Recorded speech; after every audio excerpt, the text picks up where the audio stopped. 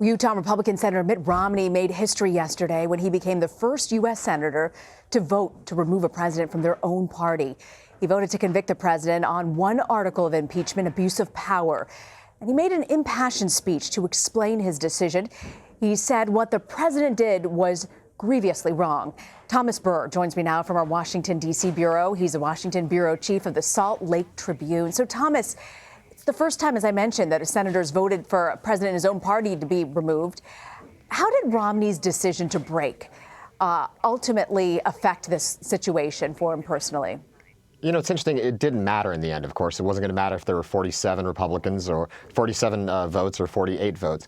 But it mattered to Romney. When I talked to him yesterday, he very much went into how he looked at this coming in with an open mind. He wanted to hear the arguments. He wanted to look at all the evidence.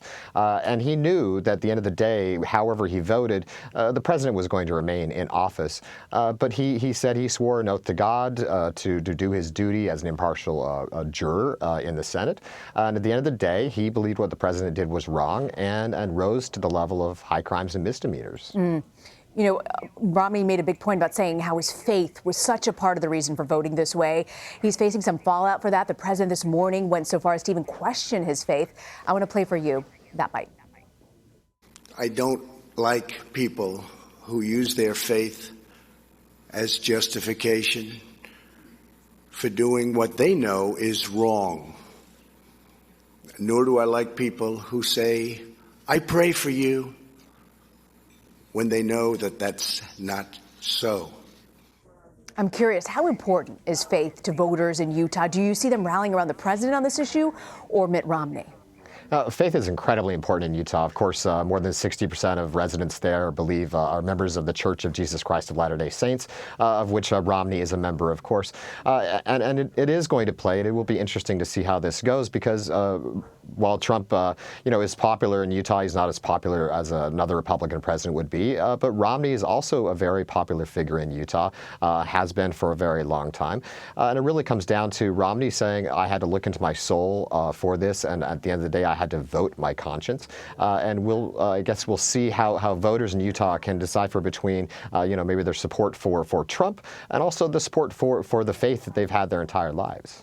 You know, there's an article, an op-ed in your paper today that Romney's vote was made some people proud, others angry. The editorial board had this to say, and I'm quoting, all Utahns, all Americans, regardless of politics, ideology, or religion, should be duly impressed with Romney's decision to follow his heart and his conscience and his God in doing the right thing when doing the right thing was difficult. Is there a split amongst people there in Utah? Yes, there is. In fact, in the legislature already today, we've seen an effort to maybe censure Mitt Romney. There's been a bill introduced already in the state legislature to possibly have a recall situation where voters could take the senator, remove him from office himself. But there's also, we also saw yesterday, dozens of Utahns just swarm on Mitt Romney's office in Salt Lake City. They've with handmade signs supporting the senator's vote, and they were very excited about it. So we also have to remember that Romney isn't up for re-election until 2024. So he's got a lot of time, and a lot of things will happen between here and then. That is more than an eternity in politics, political history. But I should remind our viewers, Utah's a red state. They voted overwhelmingly for President Trump in 2016. When you fast forward and you look ahead to the 2020 election in November, how do you think, will there be ramifications? I know he's not up for re-election, but how do you think this might affect voters who decide who to vote for president in November? Sure. Actually, in Utah, Trump actually never broke 50%. He got 47% of the vote, I believe. There was a third-party candidate, Evan McMullen, in the race back then.